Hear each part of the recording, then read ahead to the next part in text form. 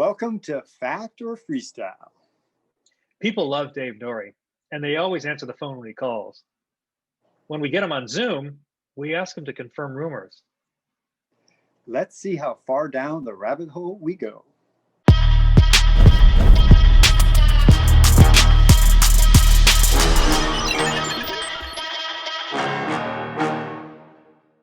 Hi, Pete. Dave is going to join shortly. I'm Joe. How you doing? Is that Pete, Augustin? What the heck? What's What are you two? I'm just arriving at John Bolgen's place. Gonna go on a bike ride. Do you have like 5 minutes to do this quick little bit? Sure. Anything for you. Pete, you're the man. This is Joe Sickman. He's an amazing flatland rider that I got to know when I started competing in AFA in the last few years. Both Joe and I have been feeling this whole COVID crap and the lack of like storytelling at contests. I just have to say you're looking really good, by the way. Well, thanks. So are you. My hair is looking good, I think. It's basically a factor freestyle. And we over the years, we have heard different stories. And you and I know like the ones that are actually true and the ones that are made up.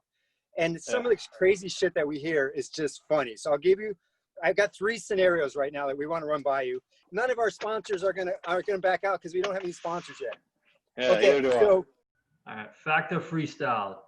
Joe Johnson had ants in his pants when he invented the vert tail whip. factor freestyle number 1. Did Joe Johnson have ants in his pants when he made up the tail whip? He had ants in his pants and it made him like jerk and he had to like whip it around and he was like, oh man, I almost did it. Well, I don't know the answer to that, but I think it's a far-fetched story. Was there grass around? Was he sitting in grass? Was he sitting on a curb with donuts in his hand? There's a lot of factors that play into that. But I think Joe Johnson, his talent and what an amazing rider he was. He doesn't need ants in his pants to throw a trick like that. So that one I can't answer. Okay. And, but you're leaning towards that's actually freestyle. It's not a fact. I don't think that's true. Factor freestyle, the Jose Vendetta. Number 2, factor freestyle, Pete. Did Jose Yanez invent the tail whip? No.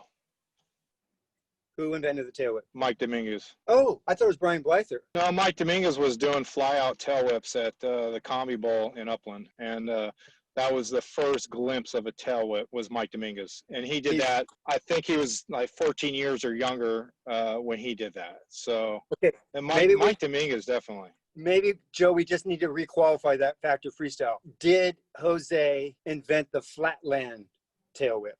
No, I don't think Jose did. I don't even think he invented the backflip.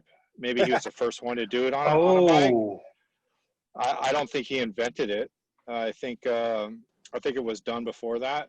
And you had, if you look back on freestyle and stunt riding, I think there were stunt riders back in the early 1900s that were attempting stuff like that. So I don't think Jose invented the backflip.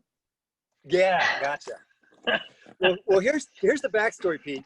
The backstory is that Jose has got some like revenge that he's trying to get with Brian because he made up the tail whip, but Brian got it in a magazine before he actually got it published anywhere, and he couldn't debut it. So he got so upset about that, he went and said, I'm going to learn something that no one's going to do. Brian won't be able to do it. I'm going to do a backflip. And then he did a backflip at the Winter Nationals in Chandler, 85.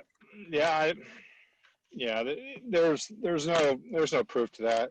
And if you think about it, Brian rode with Mike D a lot.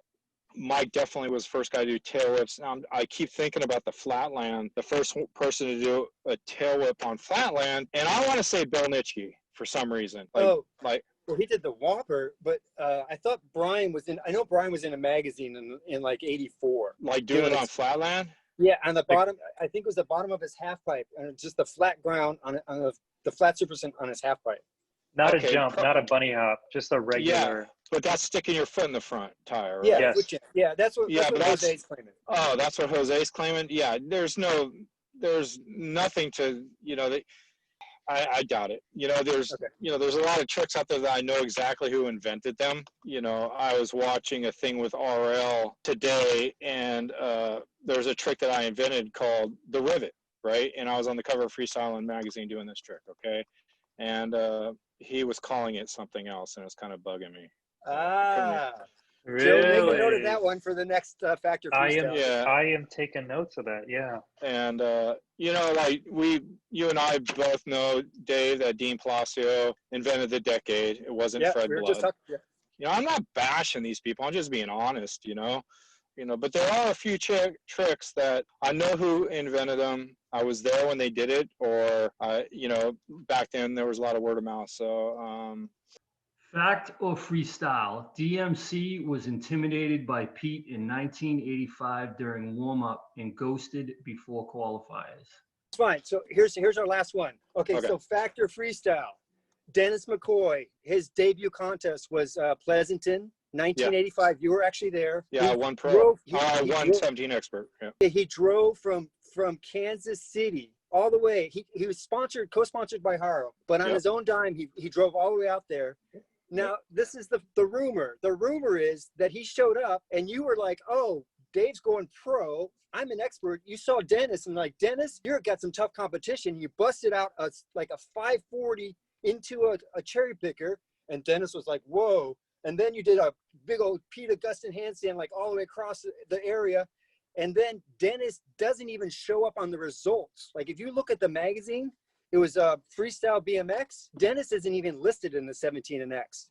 So the rumor is it fact or freestyle that Dennis actually backed out of that contest because he saw Mr. Pete Augustin and his style just too threatening? I would highly doubt that because Dennis is like the most competitive person I've ever met. So I know. I think Dennis has always been up for a challenge. I think maybe he was tired or had an injury. I don't think Dennis would back out of anything. He's not listed at all. I'm at all the results. They got the pro results. Yeah, that's kind of amazing. Yeah, I remember.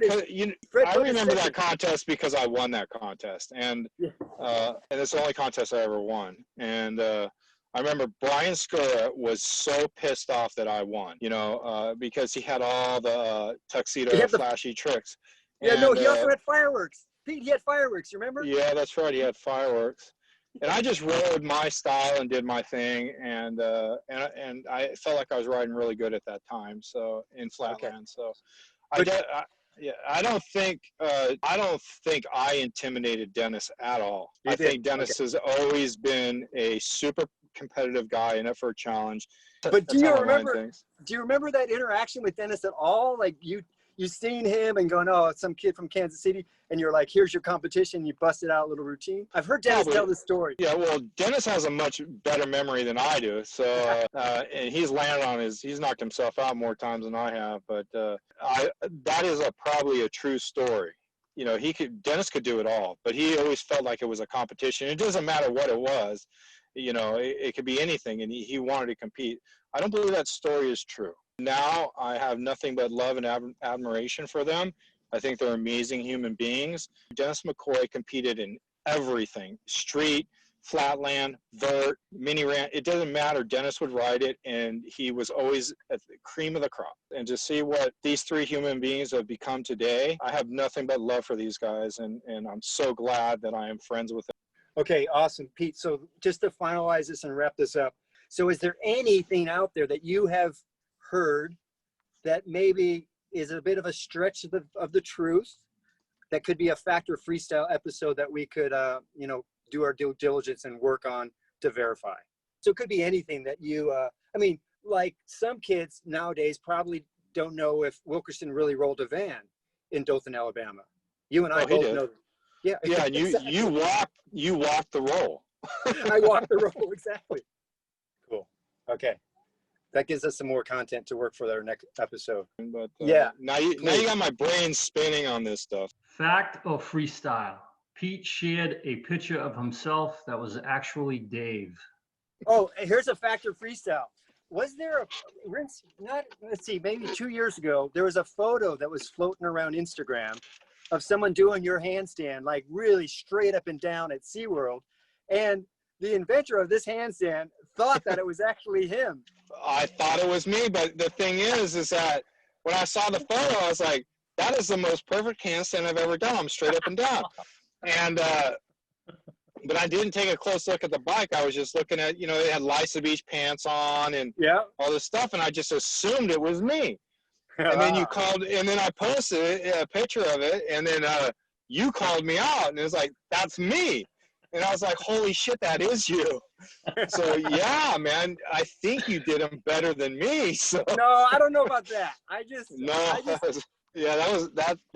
That was amazing picture. Really cool picture.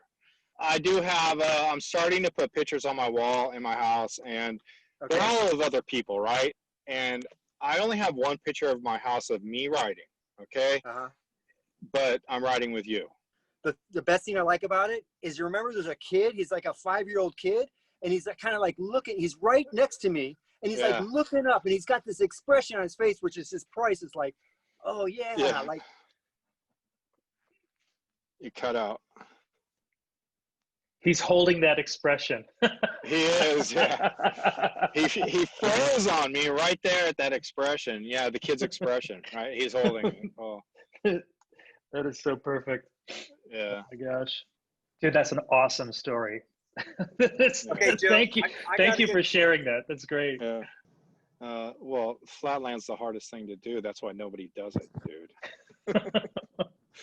I watch these Flatland riders today, and I'm just like, it would take me probably 2 million years to learn half the tricks that these guys know. And then Flatland doesn't get the respect that it deserves. I think Flatland is the most challenging, difficult thing to do if you're competing at a high level in Flatland today, or if you're a show guy doing Flatland where you have to complete tricks and pull them off consistently.